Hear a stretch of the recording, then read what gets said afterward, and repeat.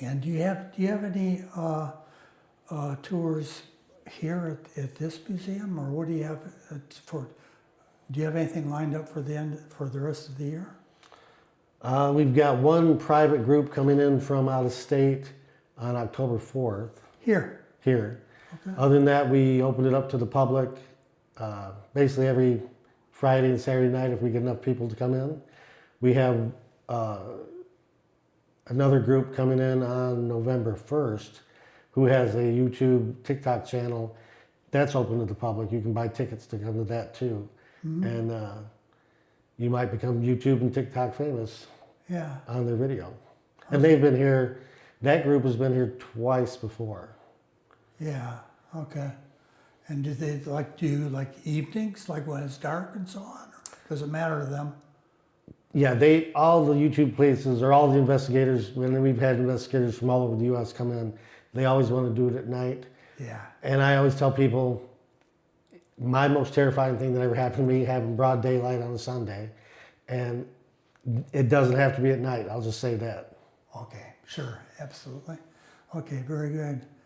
And then, how long have you been doing paranormal tours? Oh man, it's got to be well over 10 years probably. I've been here about 20, so it's got to be over 10 years. Sure, yeah. And then as you and you do tours around, or primarily just right here at the museum? Oh, the only places I give actual tours are here and on the museum grounds. I've been on other paranormal tours, other local places, but I'm just a spectator then. Sure, okay. And then what kind of common questions do people give you on a typical paranormal tour? The big question is there anything evil here? Oh. Every group that's ever been here says the exact same thing. The spirits that are here are just stuck. They're not bad. They're not going to scratch you. They're not going to push you down the stairs. They do have a sense of humor. They do play some jokes on us, and they're like I said, they're not bad. They're just stuck. They're just like everyday normal people, but I don't know if they know their past or don't know their past. For whatever reason, they just have not moved on. Yeah. And I always tell people, none of us can say we're professionals because nobody knows. Nobody can tell you why it does or does not happen, and we won't know until it's too late to tell everybody. Sure. Yeah. Yep. Okay. Very good. And so you answered another question I was going to ask about. Being like stuck, let's say, and then moving on. And is it your experience that they want to move on, or that they don't know and they're just here? If they want to move on, I don't think anybody, when we've talked to them, I don't think anybody's ever said that they wanted to move on. I think sometimes they have unfinished business. We actually had a professional group in here last night, and they spoke to a spirit on the 3rd floor, and he said that he's angry that his family put him here, and he felt betrayed by his family that they put him here. He only stays in one room, and he looks out the window and he watches when this was the poorhouse, all the fairgrounds were farmed by the residents. And he sits in that window, he said, and just watches the farm. And I think in his mind, that's his job. And he's doing it for 100 years or however long ago he passed. Yeah. But he was very vocal. He's very angry. He felt betrayed by his family. And he won't leave that room. And that room does have a lot of energy and a lot of activity. And it's very strange when you take your equipment up there. When you walk up to that threshold, there's a 0. You cross that threshold and it goes off the charts. Wow. And he's here and he's still holding a grudge. Mm-hmm. That's all I can say. I see. He doesn't bother any of us or whatever. He just doesn't. He's just mad at his family. I understand, yeah. Okay. Very interesting. Are you in Van Buren County yourself? Oh yeah, I've lived here in Hartford for, well, ever since I got married, so this year will be 33 years. Okay, good, good.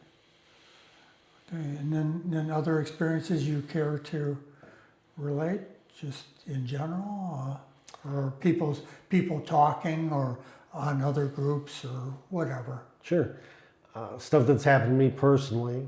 I've had the lights turn on for me by themselves. And I always, when it happened, I told myself, you know, the electric here is kind of strange. And I just kind of left it at that. My son and I were here on a Wednesday afternoon after work talking about moving a display case up to the second floor. And something said something to us. We couldn't figure out what it was, but they said something to us.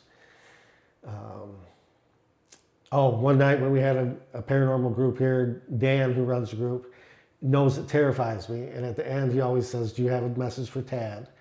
And there's a device they call the hack box or the spirit box.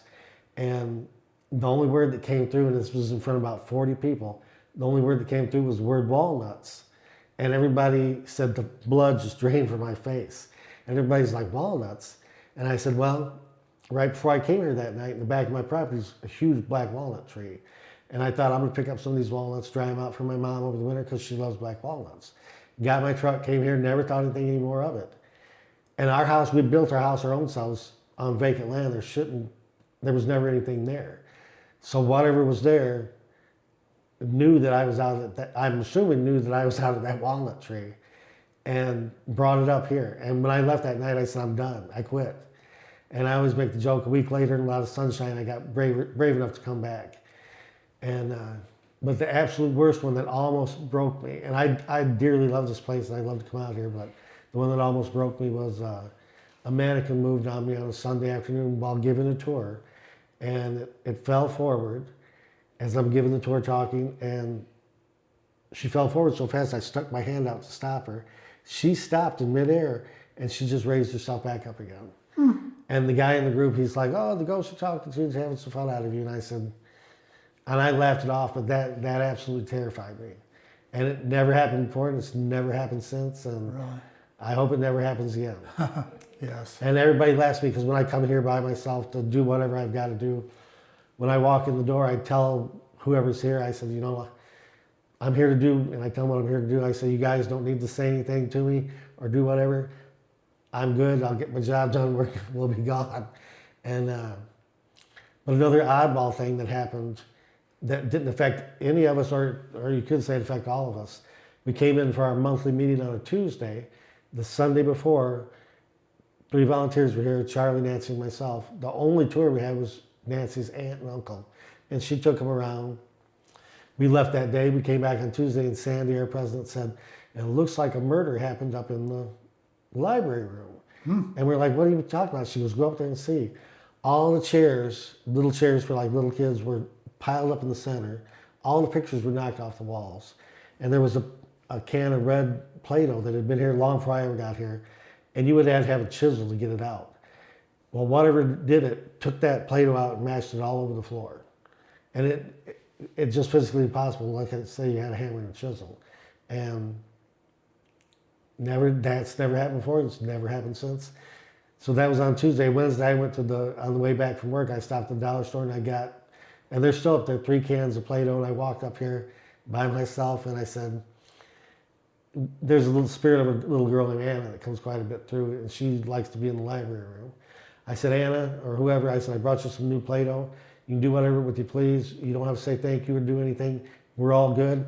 And I ran out of here just as fast as I could. I probably hit about every 5th step on the way down the stairs. And I hit the door and never looked back. But I always say when I do the tours, it terrifies me and it fascinates me. And because there's so much we just don't know, we have to speculate. When people ask me, well, why did they do this or why did they do that? The honest answer is you don't know. The other thing that they mess with us about is when I'm giving my tours, I always talk about the Shirley Temple Bowl, as I call it. It's a little blue glass bowl that has the picture of Shirley Temple in it. And it came out of a Wheaties box like in the 30s.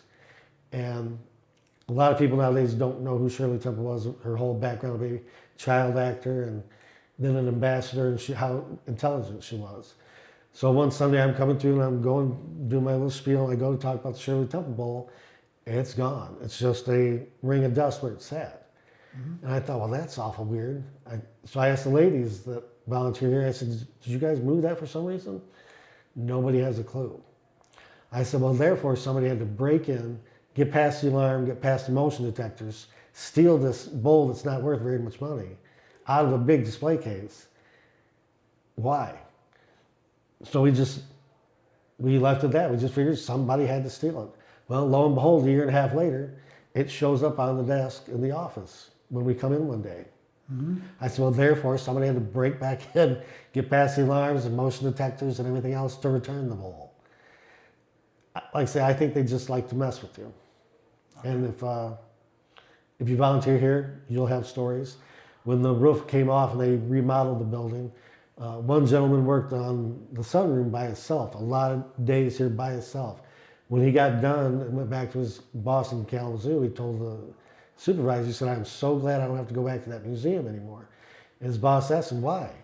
He said, because I'm tired of hearing people walk up and down the steps all day long. But we've had other people on a regular tour just ask the tour guide, well, who's such and such? And they're like, what do you mean? And they say, well, there's a woman or a man or whatever dressed such and such a way. And they just stepped around the corner and looked at us and stepped back. And we don't have anybody here like that. Okay. I've never seen it, don't want to see it, but just regular people in the public have. Yeah. Okay. Fascinating. Very good. Okay, we'll kind of wrap it up. So, Van Buren County Museum, and this was the poorhouse for over 100 years, I guess. Correct. And it was the county infirmary at some level too.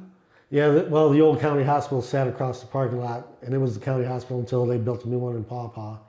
So like I tell people, you know, in the years that this stood here, it was the Spanish influenza, we had World War I, the Civil War, and if you were not physically, mentally, or financially able to take care of yourself, this is where you came if you didn't have family.